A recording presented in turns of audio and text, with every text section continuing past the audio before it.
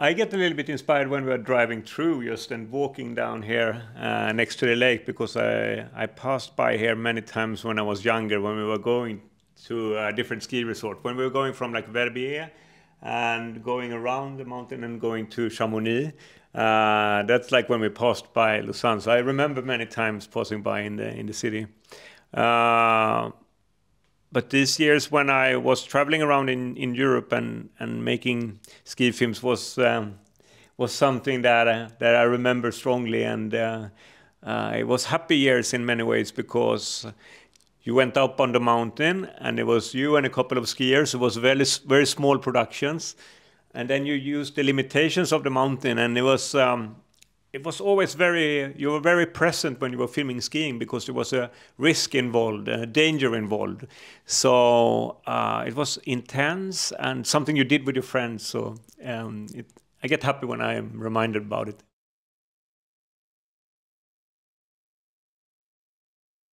I think one of the important films for me when I was in film school was Michael Haneke's Code Unknown. I saw it the second year when I was in the film school, and I felt that I had seen few movies that had that kind of suspense in it.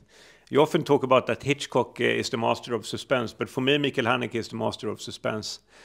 And it's a film that is very fragmented, so it's not a conventional plot in the film, so it's demanding quite much from the audience. It trusts the audience, that the audience can think and draw conclusions, and it's also challenging the audience. And for me, it was a kind of film that I had not seen before.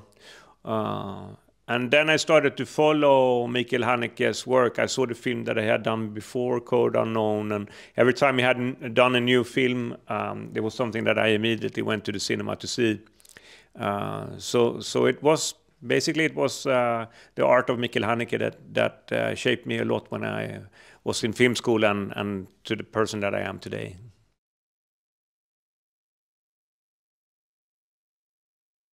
I think when I got the palm for the square, it was a life-changing moment in many ways, and at the same time, it created a lot of pressure for the upcoming film. And I was really, really nervous that I would not be accepted for competition again. And because the competition to participate, be one of the 20 films that is selected, is very, very tough. So I really, really wanted to make it into competition. And when we made it into competition, then I was happy. Okay, I felt, okay, I have proven myself to keep the high level again. And I was relieved in many ways.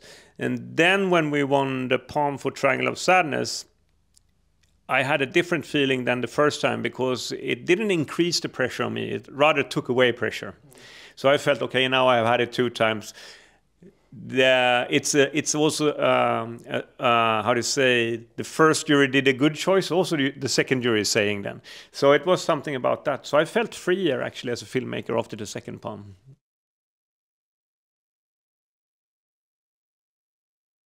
I think I have a kind of average relationship to the smartphone. I guess I have the average amount of hours that I'm spending looking at my phone, which is too much, I feel. It's just something about it that we can avoid boredom and be distracted when we have it in a pocket. And I think that's exactly why I'm interested in the topic of the next film, The Entertainment System is Down, that is taking place on a long-haul flight, London to Sydney, which is 22 hours. And quite soon after takeoff, the entertainment system goes down. So we have modern human beings that when the iPads and the iPhones are charging out, they have to deal with boredom. For me, it's a possibility to investigate what role the smartphone plays in our lives these days. By taking it away and looking at modern human beings that is trying to, find a way of avoiding the challenge of the disengaged mind. Yeah, I mean, I hate it, but I love it. And it's that complexity when it comes to the smartphone. I think it's quite interesting to talk about a novel that is called A Brave New World by Huxley, that was written in the 60s.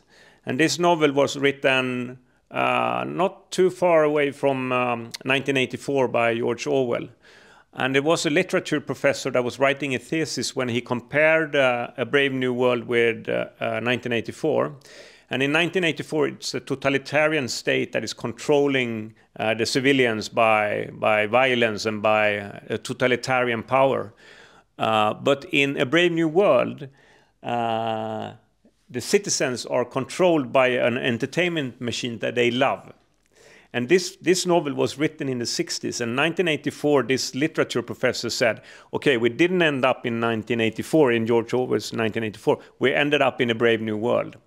And I mean, if you look at A Brave New World and the content in that book, it's even more accurate today. We have an entertainment machine that we love, but at the same time, it's controlling us. So I guess that book gives a kind of accurate description of my relationship to the phone.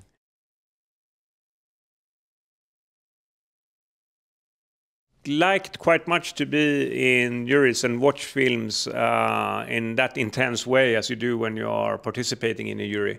I was in Un certain regard, I think it was 2018. And for me, I learned so much about cinema, actually. Because the difference between cinema and watching something on a screen at home is, of course, that there's a larger audience. And when you're watching things together, it changes the rhythm of the content. There's editing choices that you do, either if you show it for a larger audience or if you're looking at it by yourself. So I got quite much knowledge by being in the jury in Un certain regard when it came to my own filmmaking. Then when it came to be the president, I mean, it's a great honor, so it's something that it was not possible for me to say no. I wanted to do it. I wanted to check the box. But I felt also in some ways it happened a little early. I thought I had to be older before I was going to do that.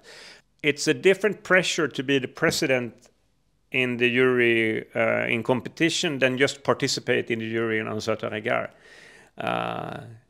Definitely in France, but also in the world of cinema, people are looking very critical towards the Palme d'Or winner and are constantly asking the question, did they do the right choice?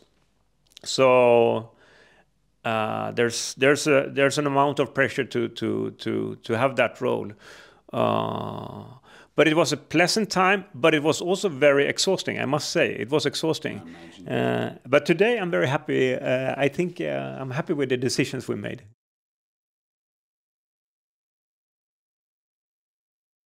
Well, I always work with very simple ideas, like the entertainment system is down that we talked about before. And I like ideas that just telling the title and where the film takes place, the audience understands a little bit, aha, this is probably what is going to happen. And from that point, I like to dig deeper and deeper and try to understand why am I interested in the idea. And my method through the years have been that I am pitching the film a lot. So basically, all interviews I did for Triangle of Sadness when I'm promoting the film in different territories and different countries all over the world, I asked the journalist, can I pitch my next film for you? And it's not because they should write about it or anything. It's more that I get training in pitching and training about communicating my idea verbally. And then when I know how to pitch my film from the beginning to the end, that's the point when I can sit down and write it down. So I always treat my ideas with transparency. I bounce it, I throw it to people and see how they react. And quite often they are telling me things that they have experienced that I think, wow, actually that is great. I'm going to steal it and I'm going to put it into the film. So I'm a ping pong player when it comes to ideas. And I think that the creativity, when you have many brains, can take you to a place that is very unexpected. And if I sit by myself and I'm writing, then I'm also kind of closed. I'm limited to my own brain only. I always do the decisions in the end, what is going to be in the film, but I love to get inspiration from other people.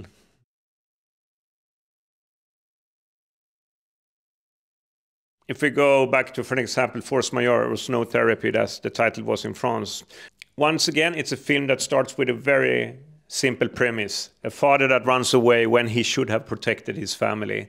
And then there is no catastrophe happening, so he have to go back. And nothing have happened, but at the same time, everything have changed.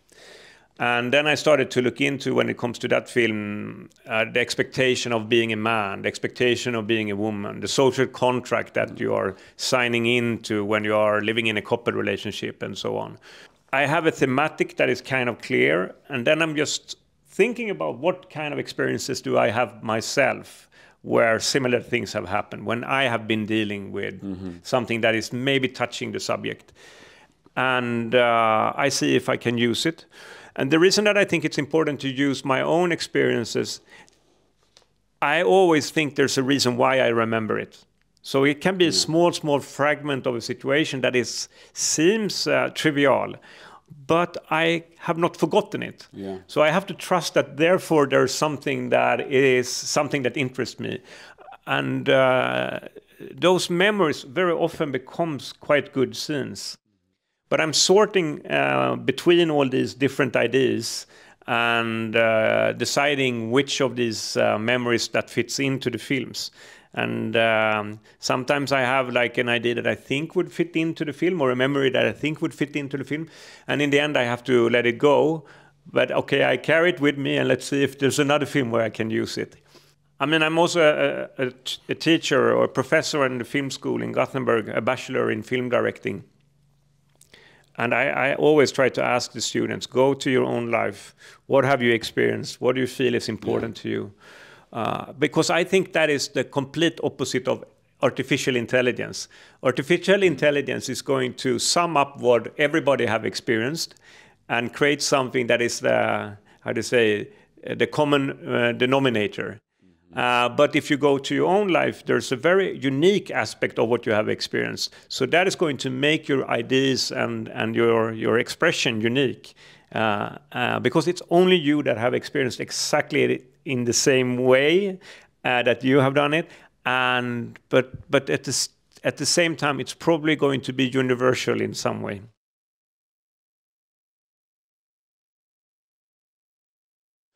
No, maybe there were a couple of years where I was feeling that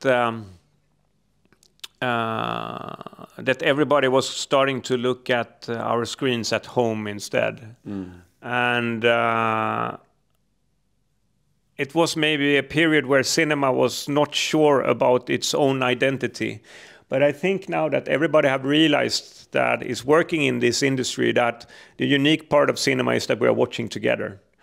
And if you look at our times and how much we are consuming when it comes to the individual screens, and the difference between watching something yourself or watching something together with other people, it's a huge difference. Because when I'm watching something myself, I don't have to process it in the same way. I don't have to think, what is my standpoint to this? I just consume it almost like in a zombie-ish way. But when I go to the cinema, the unique part of it is that someone is sitting next to me and they might ask me after the screening, what do you think? So it demands me to intellectually process the content in a completely different way. And cinema is today a very unique room because it's one of the few rooms where we actually are sharing one content together. And if you look at how we are consuming things on internet, I can consume completely different things that you guys are consuming. So therefore, we also have not a starting point for a discussion. But a cinema is a great starting point for a discussion. And it's the social aspect of cinema that is the best selling point. It always has been the best selling point. And it's still as strong today, because that's a unique room that when it comes to how we are watching things. And so nowadays I feel kind of hopeful. And it's also fun to talk to the distributors that have been, the Italian distributor that distributed Triangle of Sadness. I met them quite recently in Berlin, and they said, okay, Perfect Days of Wim Wenders have sold 1 million tickets in Italy. And there's a lot of examples of the films that was premiered in Cannes that have had quite good box office numbers. So I think that the kind of cinema that I support, the European cinema that in some way wants to provoke thoughts, are actually recovering quite well. And I think it's the franchise, the big like Hollywood studio films that really doesn't make sense if you watch it together with other people. They are losing money when it comes to the box office in the cinema. So I see a bright future for European art house.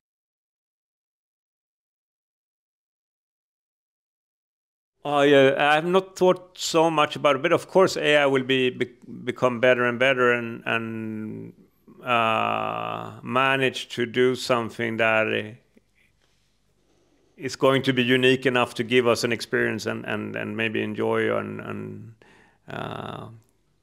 want to consume in some way. But I mean, I have never thought about it from a democratization aspect, really. I mean, I use it as a tool also sometimes, and it's like, for an example, like the ChatGPT or Bing, or when you ask it to translate, and if you ask it to sum up something that you want to know things about. So it's a tool, but I don't know if I would like to spend the time on something that is AI generated, because I'm curious about the human beings rather than I'm curious about like the algorithm of machines. My wife is a fashion photographer, and I think in fashion the AI generated pictures have almost, it's hard to separate them from the one that are done by human photographers. But and she tried to get into Midjourney and these programs, but she just like she feels completely lost when the social aspect of shooting and being on set and so on is gone.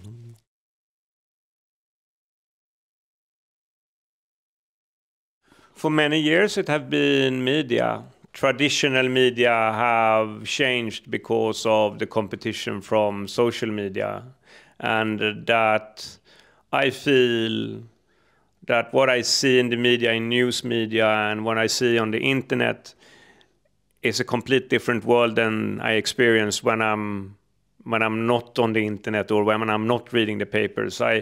The conflict in the world seems to be so present and everywhere when you look how media are reporting about the world. And I think a big part of that is not that we live in a times that have more conflicts than before, but that conflict is something that generates our attention and clicks. Yeah. So the economy and the influence economy have on news reporting is creating a certain kind of, how to say, depicting the world in a way that I actually think is not true.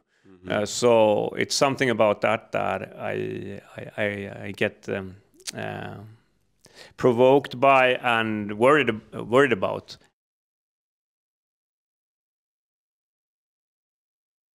Briefly tell about the film that the production company I have produced that is called Fantastic Machine.